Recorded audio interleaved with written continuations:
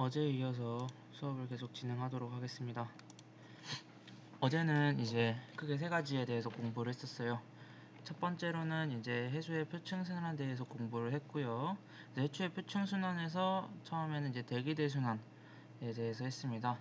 대기대순환에는 이제 크게 헤들리 순환과 페렐 순환, 극순환 이게 세 개가 있다고 했죠. 근데 여기서 여러분들이 이런 질문을 하는 친구들이 있었어요. 페렐 순환을 보면은 선생님, 여기 페렐 순환은 여긴 직선으로 나와 있는데 이거 잘못된 건가요? 라고 물어보는 친구들이 있었는데요. 네, 일단은 여기서 이렇게 바람 방향을 표시한 거는 단순히 위와 아래를 표기하기 위해서 이런 식으로 표시를 했던 겁니다. 실제로는 바람이 어떻게 분다? 그죠? 편서풍은 오른쪽으로 이렇게 휘어서 불고 북동무역풍은 이렇게 휘어서 분다 라고 했습니다. 여기서도 또 착각하는 친구들이 있는 것 같아요. 사실 북반구에서는 바람이 오른쪽 방향으로 휜다고 했는데 왜 북동무역풍은 왼쪽으로입니까? 라는 질문을 하는 친구들이 있었습니다. 이거에 대한 답변을 하자면 북반구에서는 바람이 오른쪽, 왼쪽의 절대적인 기준이 되는 게 아니라 이동 방향의 오른쪽으로 흐른다고 선생님이 말을 했었죠. 그래서 보면은 편서풍은 위쪽 방향으로 이동하기 때문에 위쪽으로 오른쪽으로 이렇게 이동을 하고요. 두 번째로 북동무역풍은 아래 방향으로 이동을 하기 때문에 아래쪽 왼쪽으로 이동하는 것처럼 나타난다. 이렇게 여러분들이 해석을 해주시면 될 것 같습니다. 그러면 이제 다음으로 넘어가서 그 다음에는 이 표층순환이 어떻게 형성되는지에 대해서 공부를 했는데요. 표층순환은 뭐에 의해서 형성이 됐었죠? 네, 맞아요. 대기대순환에 의해서 형성이 됐었습니다. 그래서 대기대순환이 이런 식으로 나타나면은 표층순환이 왼쪽과 같이 나타난다. 그렇게 공부를 했었죠. 그래서 실제로 이건 약간 모식도고 얘를 조금 더 자세히 나타내면 오른쪽에 있는 그림의 표층 해류의 분포 이 사진을 보면은 이게 진정한 표층 해류가 어떻게 흘러가는지 나타났다고 했습니다. 그래서 여기 나오는 해류의 종류를 다 아셔야 되고 환류가 어떻게 나타나는지 북쪽에서는 시계 방향으로 나타나고 남쪽에서는 반시계 방향으로 나타나고 그리고 이런 해류들이 우리 생활과 우리 지구에 어떤 영향을 끼치는지까지 이제 따로 여기 1, 2, 3번에서 정리를 해드렸습니다.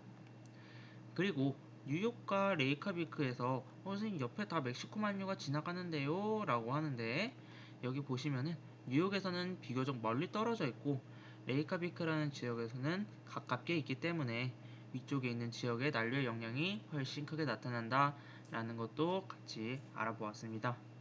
그러면 이번 시간에는 이 세계에서 나타나는 해류가 아니라 바로 우리나라 주변의 해류가 어떻게 나타나는지를 같이 볼 거예요.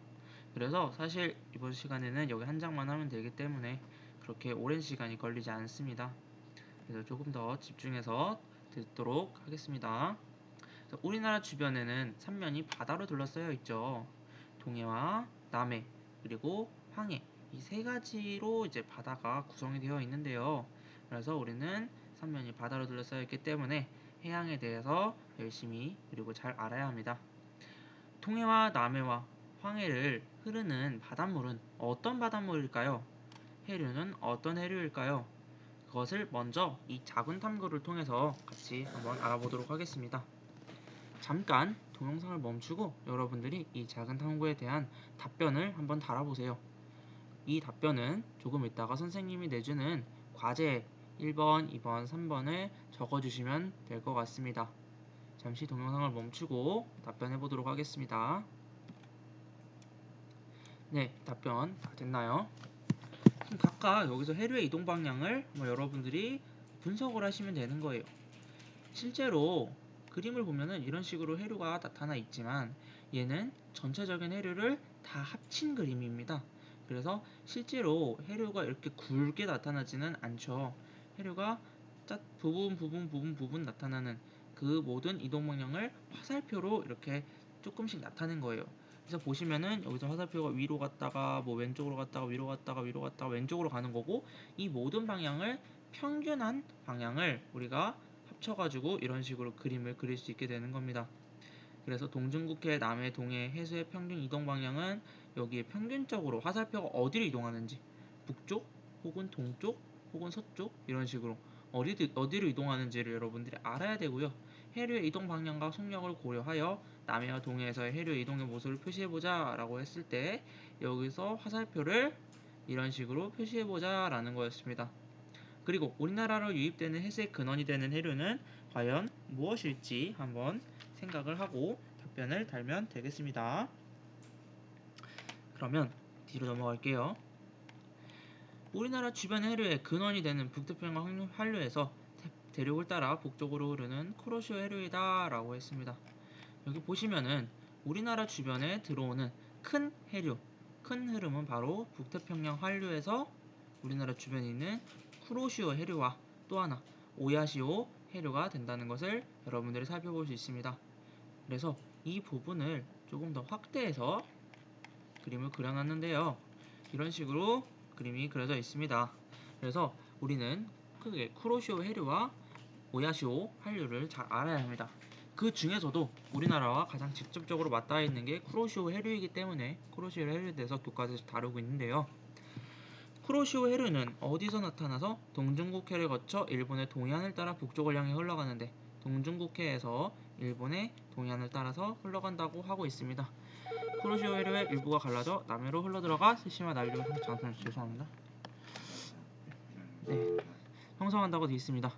그래서 스시마 난류는 이제 남해에서 동쪽 잠시만요. 전화가 와갖고 되게 당황했어요.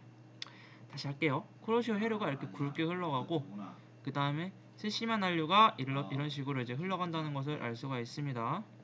그 중에서 이제 뭐 스시마 난류가 가다가 동안 난류로 이렇게 퍼지기도 하고 그래서 막 이동도 막 된다고 합니다. 그래서 이거를 조금 더 자세히 한번 같이 알아보도록 할게요.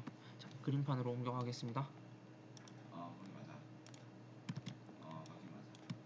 자, 보면은요.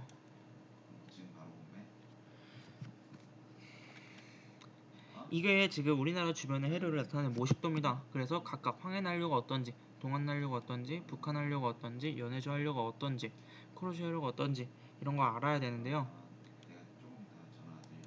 연해주 한류는 먼저 어디서부터 파생이 된 거냐? 바로 오야시오 한류에서 파생이 된 거죠. 그렇죠? 오야시오 한류에서 퍼져 나와서 바로 이제 연해주 한류가 이제 형성이 되는데 이 연해주 한류는 이제 오호츠크해에서 연해주를 따라 남쪽으로 흐릅니다. 그래서 우리나라의 한류의 가장 기본이 되는 근련 한류라고 할 수 있습니다. 그래서 이 연해주 한류가 뭘로 변하냐? 바로 북한 한류가 되는데요. 북한 한류는 연해주 한류의 한 지류라고 할 수 있습니다. 지류는 메인이 아니라 메인에 딸려있는 그런 하나의 한류를 말을 하죠. 그래서 우리나라를 이루는 한류는 크게 이렇게 두 가지가 있는 것을 알 수가 있습니다. 다음으로 넘어가서 우리나라를 이루는 난류에는 뭐가 있을까요? 스시마 난류, 쿠로시오 해류. 물론 이것도 어떻게 보면 간접적으로 영향을 준다고 할 수 있겠지만 직접적으로 우리나라에게 영향을 미치는 난류는 동안난류와 황해난류라고 할 수 있습니다. 그러면 이 동안난류와 황해난류의 근원이 되는 해류가 바로 뭐다? 쿠로시오 해류이다. 그래서 쿠로시오 해류는 어떻게 정리할 수 있냐? 우리나라 주변 난류의 근원이다. 이렇게 정리를 할 수 있겠습니다. 그래서 우리나라 난류가 어디서부터 오냐? 그러면 바로 쿠로시오 해류부터 온다. 그렇게 말을 해주시면 되고요. 그 다음 동안난류는 쿠로시오 해류가 올라와서 동쪽으로 흐르는 난류. 그 다음에 황해난류는 쿠로시오 해류가 올라와서 서쪽으로 흐르는 난류라고 할 수가 있겠죠. 근데 여기서 동안난류와 황해난류를 비교했을 때 어디가 더 흐름이 세고 어디가 더 흐름이 약할까요? 네, 지금 화살표를 보시면은 황해난류보다는 동안난류와 화살표가 더 센 거를 볼 수가 있어요. 한마디로 동안난류가 황해난류보다는 조금 더 흐름이 세다는 것을 알 수가 있겠죠. 이런 식으로 우리나라에 흐르는 난류에 대해서 알아보았습니다. 이거 외에도 무슨 한류가 무슨 이제 바다에 우리가 알아야 될 게 있냐면 황해와 동해의 염분을 우리가 비교해 볼 수가 있어요. 황해가 염분이 낮을까요? 동해가 염분이 낮을까요? 보통 황해와 동해를 비교했을 때는 다른 것보다 황해에서 들어오는 하천수를 생각을 할 수가 있습니다. 그래서 황해에서는 중국 극지방에서 양쯔강이 여기 있어요. 양쯔강이 흘러 들어오면서 하천수가 유입되기 때문에 하천의 염분이 상대적으로 조금 더 낮은 것을 우리는 알아볼 수 있습니다. 이런 식으로 우리 주변에 있는 해류들에 대해서 더 분석해 보았습니다. 그래서 여기 밑에 문제가 있거든요. 우리 해수의 표층순환과 대기대순환의 관계를 설명해보자 했을 때 두 개 어떤 관계가 있을까요? 네, 이 관계를 보시면은 자, 한번 정리를 해드릴게요. 관계를 보시면 표층순환은 대기 대순환으로부터 발생한다. 그래서 대기대순환이 우리의 표층순환을 발생시킨다는 것을 알 수가 있겠죠. 다 없어졌네요. 표층순환이 대순환으로 부는 바람의 영향을 받아 형성된다. 이렇게 알면 될 것 같고요. 앞에서 배운 거 잠깐 복습하는 거예요. 그 다음에 하지만 바람이 표층순환의 근본적인 원인이기는 하지만 바람만으로 유지되지는 않는다. 이게 무슨 말일까요?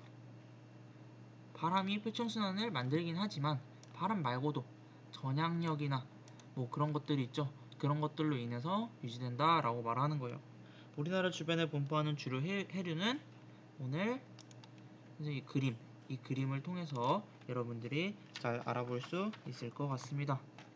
마지막으로 하나만 짚고 넘어갈게요. 동안난류와 북한난류가 만나서 뭐를 형성할까요? 조경수역이라는 것을 형성합니다. 찬물과 따뜻한 물이 만나면은 생물들이 살기가 되게 좋습니다. 그래서 플랑크톤들도 되게 많고 이런 플랑크톤들로 인해서 물고기들이 많이 살고 그래서 되게 좋은 어장이 형성되어 있다고 볼 수 있겠습니다. 여기까지 해서 해수의 표층순환을 이제 다 공부했고요. 해수의 표층순환 다음에 우리가 다음 시간에 배워야 될 것은 바로 해수의 심층순환입니다. 그래서 위에 있는 표층이 아니라 사실 대부분의 바다를 차지하고 있는 심층순환에 대해서 어떤 식으로 바닷물이 흘러가는지에 대해서 공부를 할 겁니다. 잠깐 해수의 염분 분포를 다룰 때 다뤘던 기억이 있을 거예요.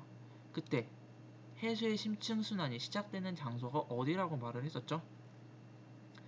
네, 잘 기억하고 있는 친구들은 또 잘 기억을 하고 있을 텐데 염분 분포가 나타나는 곳은 바로 염분 분포로 인해서 심층순환이 시작되는 곳은 극지방의 빙하로부터 시작된다고 말을 했어요. 그래서 극지방부터 시작해서 어떻게 해수의 심층순환이 이루어지는지는 다음 시간에 실제 수업에서 보도록 하겠습니다. 과제 성실히 제출해 주세요. 수고하셨습니다.